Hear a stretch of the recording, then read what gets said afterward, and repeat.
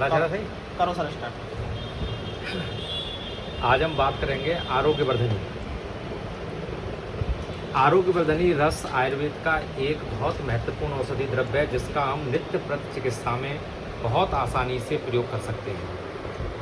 यह नागार्जुन द्वारा रचित एक अद्वितीय आयुर्वेद के लिए एक गिफ्ट है जिसको हम दैनिक अपने चिकित्सा क्रम में लगभग सभी रोगों में बहुत प्रयोग कर सकते हैं अनुपान के साथ। अगर वास्तव में देखा जाए तो आरोग्यवर्धनी रस को आचार्य नागार्जुन ने सर्व रोग प्रशमनी आरोग्यवर्धनी कह के वर्णित किया है, यानी कि इसको हम युक्तिपूर्वक सभी प्रकार के रोगों में प्रयोग कर सकते हैं। आइए हम आरोग्यवर्धनी वटी के कुछ गुणों को जानने का प्रयास करें। अगर हमारी चिकित्सा कोई भी अपतर्पण है, अगर हमको अपतर्पण चिकित्सा करनी है तो हमको आरोग्यवर्धनी का प्रयोग उसमें बहुत आसानी से कर सकते हैं। लंघन चिकित्सा के लिए, मल शोधन के लिए, दीपन पाचन कराने के लिए और रसायन स्वरूप आरोग्यवर्धनी का प्रयोग निसंकोच बिना उपद्रव के हम कर सकते हैं। स्थूल रोगी हों, अग्निमांद से ग्रसित रोगी हों, अगर मल के संचय के कारण उनमें स्रोतोरोध हो रहा हो, क्लेद बाहुल्य जन्य जितनी भी डिजीज आयुर्वेद में वर्णित हैं, जैसे प्रमेय, कुष्ठ, जिसमें क्लेद की प्रधानता रहती है, उसके लिए आरोग्यवर्धनी का प्रयोग हम बहुत सुविधाजनक और आसानी से कर सकते हैं, क्योंकि आरोग्यवर्धनी क्लेद का नाश करके बहुत प्रशस्त और सस्त धातुओं का निर्माण करने में बहुत अच्छी तरह से सहायक होती है। आरोग्यवर्धनी का विशेष कार्य रक्त धरा कला पर आचार्यों ने बताया है। रक्त धरा कला यानी यकृत, प्लीहा, सिरा और इससे बने हृदय, फुफ्फुस, वृक्क और त्वचा पर इसका प्रयोग बहुत प्रशस्त है। मल पाचनी, मल का पाचन होना, अग्निदीपनी और प्रशस्त धातु निर्माण करने में इसका प्रयोग हम रसायन की तरह बहुत आसानी से और निसंकोच कर सकते हैं। आरोग्यवर्धनी का अभी तक कोई उपद्रव ज्ञात नहीं है, बस इसका ध्यान हमको रखना है कि पित्त प्रकृति और पित्त विकार में हमको सावधानी पूर्वक इसका प्रयोग करना है, यानी पित्त सामक औषधियों के साथ।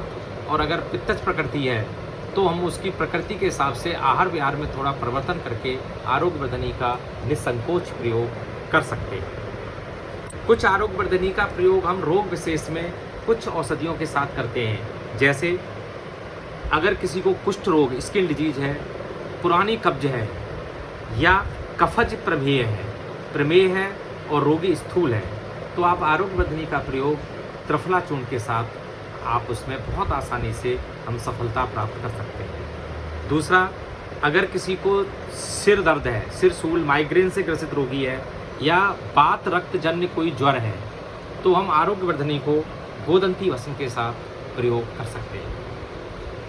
चीड़, कोई पुराना वातज और कफज, अगर कोई कास है और उसके साथ साथ अग्निमांद है, तो हम इसका प्रयोग आरोग्यवर्धनी और सितोपलादी चूर्ण के साथ कर सकते हैं। अगर रोगी शोथ से पीड़ित है, पूरे शरीर पर सूजन है, चाहे अधोभाग में हो या ऊर्ध्व भाग में हो, या महिलाओं में कष्ट आर्तव, मेंसेस के समय पर दर्द होना या अल्प आर्तव आना, ये बहुत कॉमन समस्या है जो आजकल पीसीओडी और पीसीओएस के कारण बहुत सामान्य रूप से महिलाओं में पाई जाती है। उसके लिए आप आरोग्यवर्धनी का प्रयोग लक्ष्मी विलास रस और चंद्र प्रभावटी के साथ मिलाकर करें तो हमको पीसीओडी और पीसीओएस में बहुत आसानी सफलता मिलती है। कुछ आरोग्यवर्धनी के साथ अनुपान है जो विशेष डिजीज वाइज है। अगर कुष्ठ रोग या स्किन डिजीज में हमको आरोग्यवर्धनी देनी है तो महामंजिष्ठादि उत्पाद के साथ इसका प्रयोग करें, या वात रक्त के रोगियों में हमको आरोग्यवर्धनी अमृतारिष्ट के साथ प्रयोग करें या गिलोय घनवटी के साथ। अगर वात व्याधि या मधुमेह है तो देवदारव्याधि क्वाथ के साथ या देवदारव्याधि अरिष्ट के या आसव के साथ हम इसका प्रयोग करें। अगर प्रमेह के साथ स्थौल्यता है तो इसका प्रयोग 10 मूलारिष्ट या देवदारियारिष्ट के साथ हम कर सकते हैं। अगर ज्वर है, सिरसूल है, तो इसके साथ हम इसका प्रयोग मिश्री वाले जल के साथ या मिश्री उदक के साथ या चीनी के पानी के साथ इसका प्रयोग कर सकते हैं। संक्षेप में अगर हम बताएं तो आरोग्यवर्धिनी का प्रयोग कुष्ठ डिजीज में, ज्वर की पच्यमानावस्था में, कामला, पांडु, शोथ, उदर रोग और मेदो रोग, इनमें हम बहुत आसानी से इन रोगों पर इसका प्रयोग करते हैं और इसका प्रयोग निसंकोच होके वैद्यों को करना चाहिए। बस ध्यान ये रखना है कि ये पित्तज प्रकृति वालों को पित्तज रोगों में थोड़ा सा सावधानी पूर्वक करें और वात और कफज रोगों में इसका प्रयोग निसंकोच बहुत मात्रा में प्रयोग करें। बहुत मात्रा का प्रयोग है कि शास्त्र में जब हम देखते हैं तो आरोग्यवर्धिनी की मात्रा 125 से 250 mg तक बताई गई है, पर वर्तमान काल में मैं अपने व्यक्तिगत अनुभव के आधार पर बता सकता हूँ कि अगर अंडर 50 kg तक वेट है तो आप इसका प्रयोग 500 mg BD कर सकते हैं और उसके आधार पर अगर 10-10 किलो वजन के आधार पर आप 100 mg की मात्रा बढ़ा सकते हैं और ऐसे करके आप 1 ग्राम तक सुबह शाम आरोग्यवर्धिनी की मात्रा बहुत आसानी से दे सकते हैं। धन्यवाद।